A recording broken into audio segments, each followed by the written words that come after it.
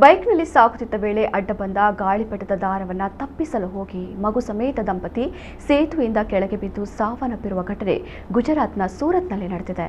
ಪಶ್ಚಿಮ ಬಂಗಾಳದ 35 ವರ್ಷದ ರೆಹಾನ್ ರಹೀಂ ಶೇಖ್ ಅವರು ಹಾಗೂ ಅವರ ಪತ್ನಿ ಹಾಗೂ 10 ವರ್ಷದ ಮಗಳು ಮೃತಪಟ್ಟಿದ್ದಾರೆ. ಬೈಕ್ನಲ್ಲಿ ಹೋಗುತ್ತಿದ್ದಾಗ ಗಾಳಿಪಟದ ದಾರ ಇದ್ದಕ್ಕಿದ್ದಂತೆ ಎದುರು ಬಂದಿತ್ತು. ಅದನ್ನು ತಪ್ಪಿಸಲು ಹೋಗಿ ಬೈಕ್ ಸೇತುವೆಯ ಮೇಲಿನ ವಿಭಜಕಕ್ಕೆ ಡಿಕ್ಕಿ ಹೊಡೆದು 70 ಅಡಿ ಕೆಳಗೆ ಬಿದ್ದಿದೆ. ತಂದೆ ಮಗಳು ಆಟೋ ಮೇಲೆ ಬಿದ್ದಿದ್ದು ಆಟೋಗೆ ಹಾನಿಯಾಗಿದೆ. ಇನ್ನು ಅವರ ಪತ್ನಿ ತೀವ್ರವಾಗಿ ಗಾಯಗೊಂಡಿದ್ದು ಆಸ್ಪತ್ರೆಗೆ ಸಾಗಿಸುವಾಗ ಕೊನೆಯುಸಿರೆಳೆದಿದ್ದಾರೆ.